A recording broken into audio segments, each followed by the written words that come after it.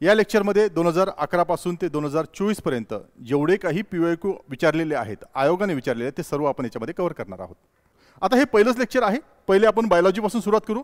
पहिलंच लेक्चरमध्ये आपण PYQ डील करण्याचा प्रयत्न करू. आता जे पहिलं लेक्चर आहे त्याच्यामधला टॉपिक आहे तो म्हणजे सेल किंवा टिश्यूज है ना. टिश्यू पण कव्हर करणार आहोत आणि त्याच्यामध्ये सेल पण कव्हर करणार आहोत.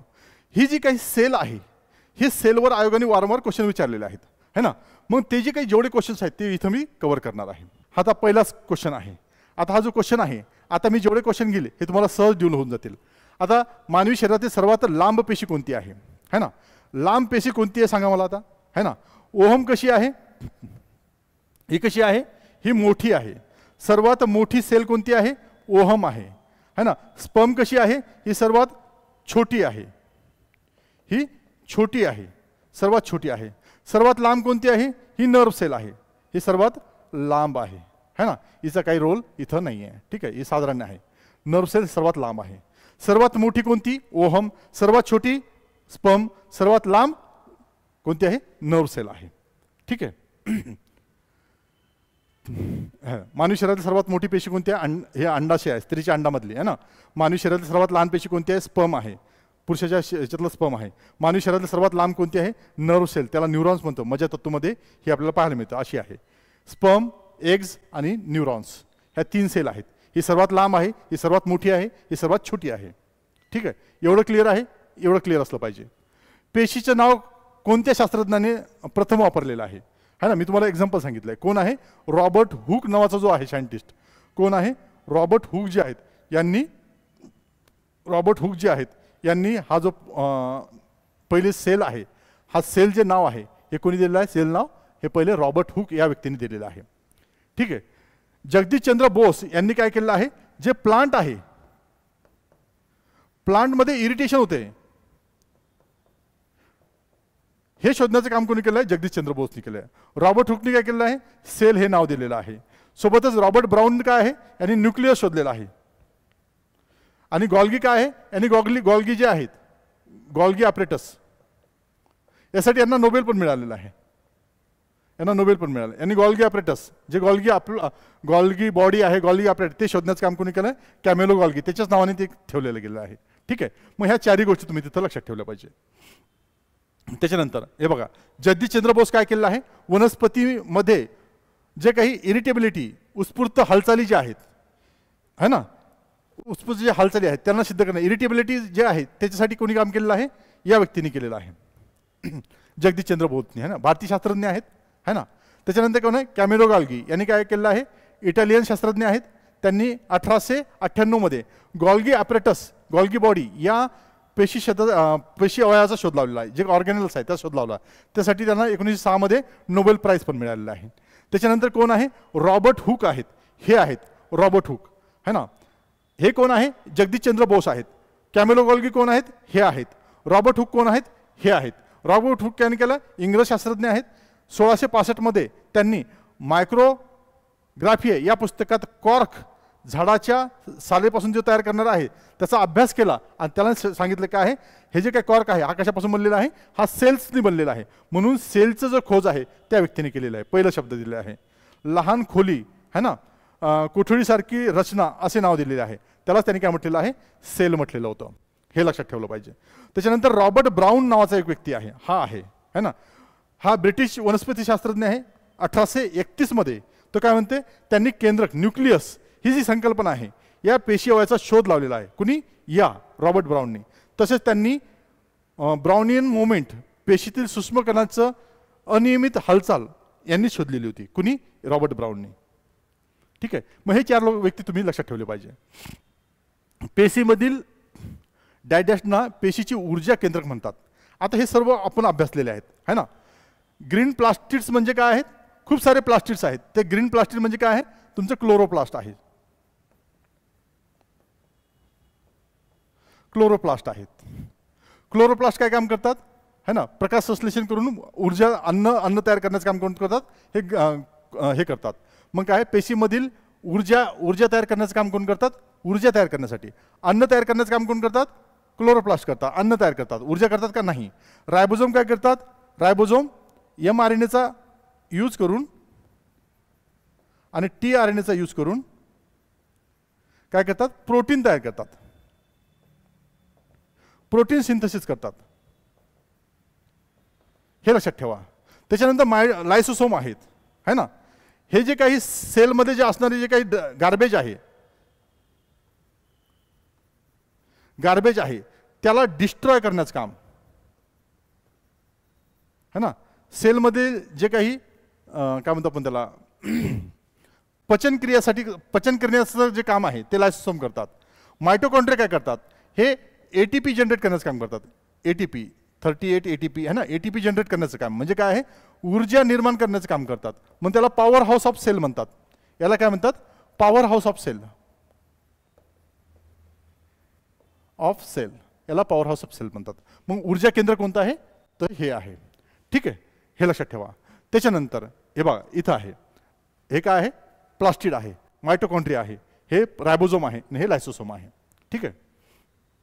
त्याच्यानंतर कवक पेशीची पेशीभित्तिकता कोणत्या जटिल शर्करेपासून तयार बनलेली आहे. आता हे तुम्हाला सांगितलं मी, है ना. सेल्युलोज पासून काय बनलेलं आहे, सेल्युलोज कशापासून, सेल्युलोजची जी काही सेलवॉल आहे, कोणाची सेलवॉल सेल्युलोज पासून बनलेली आहे, प्लांटची बनलेली आहे. सुक्रोज आणि ग्लुकोजचा काही रोल नाही आहे, याच्यापासून काही बनलेलं नाही आहे, त्याच्यामुळे लक्षात ठेवा. कायटिनची कोणापासून बनलेली आहे, फंगायची जी आहे ती कायटिनपासून बनलेली आहे. कायटिन नावाचं जे काही शुगर आहे, कॉम्प्लेक्स शुगर आहे, त्याच्यापासून काय बनलेली आहे, फंगायची जी काही सेलवॉल आहे ती बनलेली आहे. मग प्लांटची सेलवॉल सेल्युलोज पासून आणि फंजाई जे आहे, जे कवक आहे त्याची सेलवॉल कशापासून बनलेली आहे, कायटिनपासून बनलेली आहे. हे मी तुम्हाला आधी शिकवलेलं आहे. ठीक आहे, त्याच्यामुळे हे लक्षात ठेवा. सेल्युलोज, है ना, सेल्युलोज वनस्पतीची जी सेलवॉल आहे त्याच्यापासून बनलेलं आहे. ग्लुकोजपासून काहीच बनलेलं नाही आहे, सुक्रोजपासून काही नाही आहे. पण काय आहेत, हे मोनोसॅकॅराइड्स आहेत, शर्करा आहेत. पेशी भित्तीमध्ये त्याचा रोल तर नाही आहे, पण काय आहे, हे आपले जे काही मेटाबॉलिझम आहे त्या मेटाबॉलिझममध्ये काम करतात. हा पण मेटाबॉलिझममध्ये काम करतो, है ना. डायसॅकॅराइड आहे, हा मोनोसॅकॅराइड आहे. कायटिन जी आहे, ही जी सेलवॉल आहे, ही फंगायची जी सेलवॉल आहे ती कायटिनपासून बनलेली आहे. कायटिनचं एक्झाम्पल तुम्हाला सांगितलं काय आहे, कायटिनचं जर तुम्ही कॉक्रोच बघितलं असेल, कॉक्रोचवरची जी कडक परत आहे ती कायटिनपासून बनलेली आहे. मग हे कायटिन त्याचं एक्झाम्पल आहे. मग कॉक्रोचचं पण लक्षात ठेवा आणि याचं पण लक्षात ठेवा. मग याची जी सेल वॉल आहे, फंजाची जी सेल वॉल आहे, सेल वॉल जी आहे ती कशापासून बनलेली आहे, मग कायटिनपासून बनलेली आहे, हे लक्षात ठेवा. ठीक आहे. त्याच्यानंतर हा अस्पष्ट केंद्रयुक्त पेशी डॅश डॅशमध्ये आढळतात, है ना. प्रोकॅरियोटिक, अस्पष्ट वगैरे जाऊ द्या. प्रोकॅरियोटिक सेल जे आहेत ते कशामध्ये पाहायला मिळतात. आता अमिबा जो आहे हा मल्टीसेल्युलर ऑर्गॅनिझम आहे. हायड्रा जो आहे तो पण आहे. रेड सेल जे आहे, आरबीसी आहेत त्या पण आहेत, है ना. ह्या प्रोकॅरियोटिकमध्ये, युकॅरियोटिकमध्ये, ह्या पण युकॅरियोटिकमध्ये आणि हा पण युकॅरियोटिकमध्ये. प्रोकॅरियोटिक कोण आहे, प्रोकॅरियोटिक आपल्याला इथं दोन गोष्टी पाहायला मिळतात. एक आहे बॅक्टेरिया आणि दुसरा आहे सायनोबॅक्टेरिया. ब्लू ग्रीन अल्गे म्हणतो आपण त्याला, ते काय आहेत, प्रोकॅरियोटिक आहेत. ह्या प्रोकॅरियोटिक सेल आहे. मग उत्तर काय आहे आपलं, प्रोकॅरियोटिक बॅक्टेरिया आहे. प्रोकॅरियोटिक सेलचं एक्झाम्पल बघितलं काय सांगायचं आपण, सायनोबॅक्टेरिया, बॅक्टेरिया आणि सायनोबॅक्टेरिया. आता ह्या सायनोबॅक्टेरिया बॅक्टेरियाचं एक्झाम्पल लक्षात ठेवायचं. सायनोबॅक्टेरिया आहे, हा जो सायनोबॅक्टेरिया आहे लक्षात ठेवा, खूप महत्त्वाची कन्सेप्ट तुम्हाला समजून सांगतो. सायनोबॅक्टेरिया जो आहे, सायनोबॅक्टेरिया म्हणजे ब्लू ग्रीन अल्गी, हा जो सायनोबॅक्टेरिया आहे, हा सायनोबॅक्टेरिया इव्होल्युशनच्या दरम्यान आपल्यामध्ये जो काही तुमचा क्लोरोप्लास्ट आहे तो क्लोरोप्लास्ट असं तसं काही नसून प्लांटच्या सेलमध्ये सेलनी इनगल्प केलेला हा बॅक्टेरिया आहे. त्याला काय म्हणतो आपण, सायनोबॅक्टेरिया. हा इनगल्प केलेला आहे आणि तो प्लांटच्या सेल्स, जे काही प्लांट पेशी आहे प्लांटच्या सेलसाठी अन्न तयार करण्याचं काम करतो. मग लक्षात ठेवा, एक आहे मायटोकॉन्ड्रिया, दुसरा आहे सायनोबॅक्टेरिया. मायटोकॉन्ड्रिया माणसाच्या शरीरामध्ये, ॲनिमलच्या शरीरामध्ये किंवा प्लांटच्या शरीरामध्ये ऊर्जा तयार करण्याचं काम करतो. तो कोण आहे, तो बॅक्टेरिया आहे. मायटोकॉन्ड्रिया पण एक बॅक्टेरिया होता सुरुवातीला. सायनोबॅक्टेरिया काय आहे, हा आज क्लोरोप्लास्ट आहे. तो काय आहे, तो पण बॅक्टेरिया होता, तो सुरुवातीला बॅक्टेरिया आहे. तो काय करत होता, तो वनस्पतीमध्ये अन्न तयार करण्यासाठी आणि मायटोकॉन्ड्रिया वनस्पती आणि प्लांटमध्ये ऊर्जा निर्माण करण्यासाठी काम करत असतो. हे तुम्ही इथं लक्षात ठेवा, महत्त्वाची कन्सेप्ट इथं ती आहे. प्रोकॅरियोटिक सेल यामध्ये ट्रू न्यूक्लियस नसतो, केंद्रकाभोवती न्यूक्लिअर मेम्ब्रेन नसते, DNA न्यूक्लिओइडमध्ये असतो आणि मेम्ब्रेन बाउंड ऑर्गॅनेल्स त्याच्यामध्ये आपल्याला पाहायला मिळत नाही. म्हणजे कोण आहे, मायटोकॉन्ड्रिया, गाल्गी बॉडी, ER, हे जे सर्व गोष्टी आहेत ते त्याच्यामध्ये नसतात. ठीक आहे. एक्झाम्पल काय आहे, बॅक्टेरिया, सायनोबॅक्टेरिया आहे आणि आर्चिया त्याचं एक्झाम्पल तुम्हाला पाहायला मिळतं. प्रोकॅरिटिक सेलचं एक्झाम्पल आहे. हे प्रोकॅरिटिक सेलचे 3च एक्झाम्पल आहे. बॅक्टेरिया, सायनोबॅक्टेरिया, अर्चिया, एवढंच पाठ करा, डायरेक्ट तुम्हाला तिथून क्वेश्चन येईल. याच्यामधलं एक आलं की टिक मारायचं. हे का अमिबा आहे, बॅक्टेरिया आहे, हायड्रा आहे, रेड सेल्स आहे. त्याच्यामध्ये काय आहे, बॅक्टेरिया हे प्रोकॅरिटिक सेल आहे. हे सर्व युकॅरिटिक सेलचे एक्झाम्पल आपल्याला पाहायला मिळतात. इथं बघा, which cell in the human body release histamine in response to the infections. आता तुम्हाला सांगितलेलं आहे मी, है ना. हिस्टामाइन रिलीज करणाऱ्या सेल कोणत्या आहेत, कोणती आहे, त्याला मास्ट सेल म्हणतात. मी घेतलेलं 4-5 सेल घेतलेलं सुरुवातीला, मग त्याच्यामध्ये ही मास्ट सेल आहे. मास्ट सेल काय आहे, हिस्टामाइन रिलीज करण्याचं काम आहे. बघा तुम्हाला दाखवतो इथं, है ना. एक काय आहे, मास्ट सेल आहे. बघा, या पेशी कनेक्टिव्ह टिश्यूमध्ये आढळतात. यांचा ग्रॅन्युल लक्षात ठेवा काय आहे. आता हा जो हे जे काही एक्सप्लेनेशन आहे, हे एक्सप्लेनेशन तुम्हाला या 4 सेलच्या संदर्भात आहे. याच्या 4 सेल्स आहेत. या 4 सेल संदर्भात जर क्वेश्चन आणखी डबल फ्रेम होऊ शकतो, त्याच्यामुळे हे एक्सप्लेनेशन तुम्ही ऐकणं खूप गरजेचं आहे. आता मास्ट सेल काय आहेत, मास्ट सेलवर तुम्हाला सेपरेट क्वेश्चन विचारला जाऊ शकतो. या पेशी कनेक्टिव्ह टिश्यूमध्ये आढळतात, कुठे आढळतात हे विचारलं जाऊ शकतं. त्याच्या त्यांच्यात ग्रॅन्युल असतात, ज्यामध्ये हिस्टामाइन, हेपेरिन ही रसायने आढळतात. सोबतच काय आहे, हे एलर्जिक किंवा इंजुरी झाल्यावर या पेशी हिस्टामाइन सोडतात, ज्यामुळे रक्तवाहिन्या ज्या आहेत, है ना, रक्तवाहिन्या डिलेट होतात आणि परमिएबिलिटी वाढते आणि काय आहे, इन्फ्लेमेशनरी रिस्पॉन्स सुरू होतो. म्हणजे काय आहे, एलर्जी सुरू होते, वाढणं सुरू होते. मुख्यतः काय, अलर्जी, इन्फ्लेमेशन आणि वुंड हिलिंगसाठी या मास्ट सेल ज्या आहेत त्या करतात. काय सिक्रेट करतात, हिस्टामाइन सिक्रेट करण्याचं काम करत असतात, है ना. हे लक्षात ठेवलं पाहिजे. त्याच्यानंतर कोणत्या सेल आहेत, त्याच्यानंतर आहे लिम्फोसाइट्स. कोणत्या सेल आहेत, लिम्फोसाइट्स आहेत. या व्हाईट ब्लड सेल्स आहेत. त्याचा एक प्रकार आहे व्हाईट ब्लड सेलचा. याचं मुख्य कारण काय आहे, इम्युनिटीला जे स्पेसिफिक इम्युनिटी आहे, टी लिम्फोसाइट आहेत आणि बी लिम्फोसाइट आहेत. बी लिम्फोसाइट काय आहेत, अँटीबॉडी तयार करतात, आणि टी लिम्फोसाइट काय आहेत, पॅथोजनवरील जे काही सेल्युलर इम्युनिटी आहे ती देण्यासाठी काय कोण करतात, टी लिम्फोसाइट आहे. पण लिम्फोसाइट हिस्टामाइन रिलीज करत नाहीत. त्याच्यामुळे रिलीज करण्याचं काम कोणाचं आहे, ते फक्त मास्ट सेलचं आहे. रेड ब्लड सेल याचं मुख्य कार्य काय आहे, ऑक्सिजन वाहून नेणं, हे रेड ब्लड सेलचं काम आहे. यांच्यात न्यूक्लियस नसतो, ग्रॅन्युल नसतात, हिस्टामाइन रिलीज करण्याचा काही प्रश्नच येत नाही. मोनोसाइट्स आहेत. ह्या सुद्धा WBCचा एक प्रकार आहे, है ना. रक्तातून बाहेर पडल्यावर मायक्रोफाजेसमध्ये रूपांतर होतात. त्याचं कार्य काय आहे, फॅगोसायटोसिस म्हणून जंतू खाणे किंवा पचवणे हे याचं काम आहे. कोणाचं, मोनोसाइट्सचं आहे. लिम्फोसाइटचं काम काय आहे, इम्युनिटी प्रोव्हाइड करणं. मास्ट सेलचं काय आहे, जे काही एलर्जिक रिस्पॉन्स आहे तो देण्याचं काम कोण करतं, हे करतं. हे हेपॅरिन प्रोड्यूस करण्याचं काम करत असतं. मग एवढं लक्षात ठेवा तुम्ही, ठीक आहे. त्याच्यानंतर आता हा क्वेश्चन आहे, योग्य पर्याय निवडा. प्रथिनाची साखळी कोणतं अर्थहीन कोडॉनमुळे तयार होते, है ना. आता लक्षात ठेवा, एक आहे स्टार्ट कोडॉन, एक आहे स्टॉप कोडॉन. लक्षात ठेवा,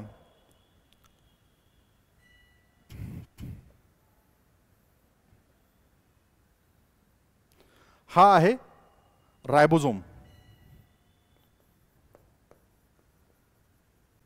आता रायबोझोम जवळ काय येईल, mRNA आला. काय आलेला आहे, mRNA आला. कोण आहे, हा mRNA आहे. आता हा जो mRNA आहे, आता या mRNA पासून काय तयार होणार आहे, इथं आणखी एक tRNA आहे. इथं येऊन tRNA आहे.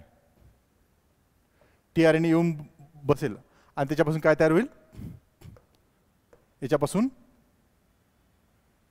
हा जो tRNA आहे, इथं साइट्स आहेत, P साइट, E साइट आणि A साइट्स, है ना. या साइटपासून काय तयार होईल, इथं आपल्याला अमायनो ॲसिडची चेन तयार होईल. म्हणजे हा अमायनो ॲसिडची चेन आहे, अमायनो ॲसिडची एक चेन आहे. ही जी चेन आहे याला काय म्हणतो आपण, प्रोटीन म्हणतो. आता हा प्रोटीन सिंथेसिस झालेला आहे याच्यापासून. हां, मग आता हा जो प्रोटीन आहे हा कुठून, ही जी mRNA आहे, हा mRNA कुठून पासून प्रोटीन सुरू करेल आणि कुठं जाऊन प्रोटीन थांबवेल. म्हणजे प्रोटीन कोणत्या सिक्वेन्सपासून थांबेल आणि कुठं आहे. मग हा जो काही सिक्वेन्स आहे हा ट्रिपलेट कोडॉनच्या माध्यमातून असतो. 3 जे काही कोड्स आहेत त्या कोडचा एक काय बनलेला असतो, एक कोडॉन बनलेला असतो. 3 कोडचा एक कोडॉन बनलेला असतो. 3 कोडचा एक कोडॉन बनलेला असतो. मग ही जी सिक्वेन्स आहे या सिक्वेन्सवर काय असतात, UAGA UAG असं पूर्ण हे असतात. मग त्याचं 3-3च्या ह्याच्यामध्ये तो पूर्ण कोडॉन बनलेला असतो. मग तो कोडॉन, मग ही जी काही प्रोटीन सिंथेसिस आहे ते स्टार्ट कुठून करायचं आणि प्रोटीन सिंथेसिस संपलं हे थांबवायचं कुठं, ह्याच्या संदर्भातला हा क्वेश्चन आहे. प्रोटीन सिंथेसिस स्टार्ट कुठून करायचं, प्रोटीनची सिक्वेन्स स्टार्ट करण्याचा सिक्वेन्स कोणता आहे आणि स्टॉप करण्याचा सिक्वेन्स कोणता आहे. मग त्याला स्टार्ट कोडॉन म्हणतात, स्टार्ट कोडॉन म्हणतात, आणि एक आहे स्टॉप कोडॉन. स्टार्ट कोडॉन एकच आहे, AUG, याला मिथुनाइन म्हणतात है ना. हा काय आहे, स्टार्ट कोडॉन आहे. स्टॉप कोडॉन 3 आहेत. हे किती आहेत, 3 आहेत. 3 कोणते कोणते आहेत ते एक पाठ केले पाहिजे. एक आहे UAA, हा एक आहे.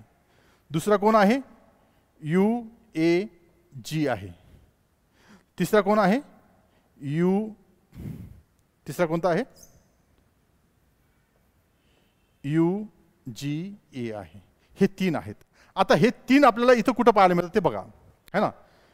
UAA आहे, UGA आहे, UGC हा नाही आहे, UAG आहे, UCA हा नाही आहे, UGA आहे, UAA आहे, UAG आहे, करेक्ट आहे. UCA हा नाही आहे. जिथं जिथं C आलेलं तिथं नाही आहे. मग काय आहे, उत्तर फक्त क आहे. क कुठं आहे, फक्त 3 आहे. मग हे हा स्टॉप कोडॉन आहेत. मग काय विचारलेलं आहे, प्रथिन है ना, इंग्लिशमध्ये नाही आहे. प्रथिनाची साखळी कोणत्या अर्थहीन कोडॉनमुळे तुटते है ना. प्रथिनाची साखळी कोणत्या म्हणजे कोणत्या याच्यामध्ये प्रोटीन सिंथेसिस स्टॉप होऊन जातं, प्रोटीन सिंथेसिस कोणत्या कोडॉन्स आहेत. हे 3 कोडॉन आले की प्रोटीन सिंथेसिस थांबून जाते. याच्यापैकी कोणताही एक आला की प्रोटीन सिंथेसिस थांबलेला आहे. प्रोटीनची प्रक्रिया जी आहे, प्रोटीन तयार होण्याची प्रक्रिया थांबून जाते. ठीक आहे, हे लक्षात ठेवा. हे आहे तिथं. हा स्टार्ट कोडॉन आहे. कोण आहे, AUG. स्टार्ट कोडॉन कोणता आहे, AUG. हा स्टार्ट कोडॉन आहे. याला मिथुनाइन म्हणतात है ना. हा स्टार्ट कोडॉन आहे, स्टार्ट कोडॉन. आता स्टॉप कोडॉन कोण आहेत, स्टॉप कोडॉन 1, 2 आणि हे 3 आहेत. मग कोण आहे, UGA. दुसरा कोण आहे, UAG. त्यानंतर कोण आहे, UAA. असे 3 आहे. हा UAA, UAG. हा कोण आहे, UGA, UGA. असे 3 आहेत. हा स्टार्ट कोडॉन आहे. इथून प्रोटीनचं सिंथेसिस सुरू होतं. प्रोटीनच्या सिंथेसिसमध्ये हा 3 पैकी कोणताही आला तर स्टॉप होऊन जाते. ठीक आहे, एवढं लक्षात ठेवा. आता हे बघा, DNA आणि RNA यांच्यामधील मूलभूत फरक काय आहे. मूलभूत फरक काय विचारतो तो है ना. काय आहे मूलभूत फरक, एक तर DNA जो आहे, DNA डबल स्टँडर्ड आहे, RNA सिंगल स्टँडर्ड आहे. RNA कसा आहे, सिंगल स्टँडर्ड आहे. डबल स्टँडर्ड आहे, एक सिंगल स्टँडर्ड आहे.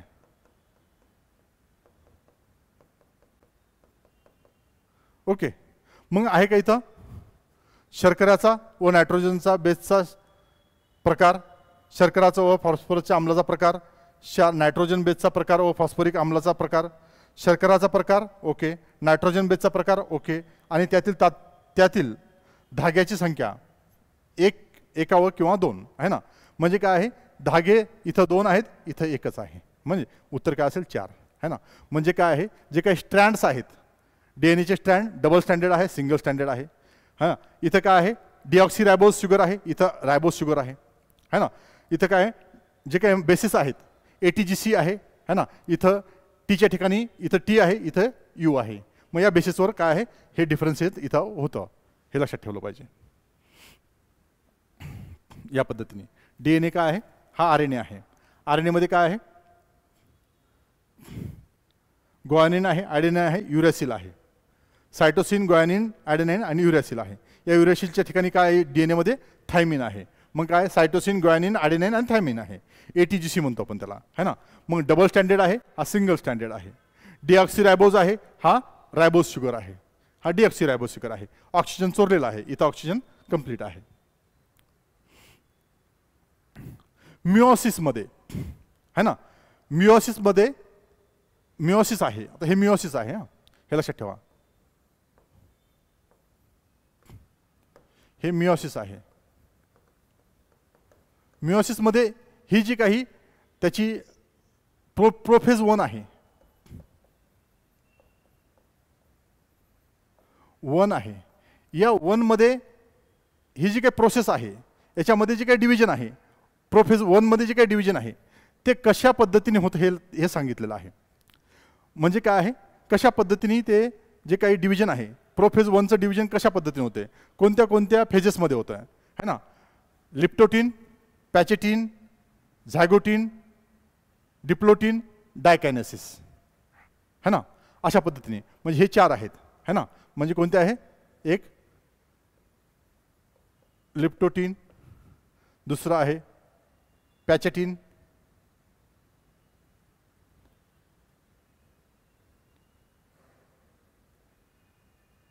लिप्टोटीन, त्याच्यानंतर झायगोटीन, त्याच्यानंतर कोण आहे पॅचेटीन, त्याच्यानंतर कोण आहे डिप्लोटीन, त्याच्यानंतर कोण आहे डायकायनेसिस. अशा पद्धतीने आहे. कसं आहे, लिप्टोटीन आहे, झायगोटीन आहे, त्याच्यानंतर पॅचेटीन आहे, डिप्लोटीन आणि डायकायनेसिस आहे. हे कुठं आहे, हे याच्यामध्ये आहे का. आता याची हे लक्षात ठेवण्याची एक स्ट्रॅटेजी पण आहे. हे लक्षात ठेवा. काय आहे, एक ट्रिक आहे. ट्रिक लक्षात ठेवा. काय आहे, लिना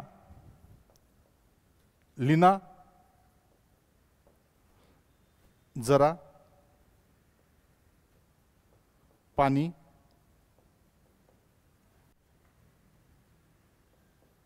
देशील का, देऊन देशील का.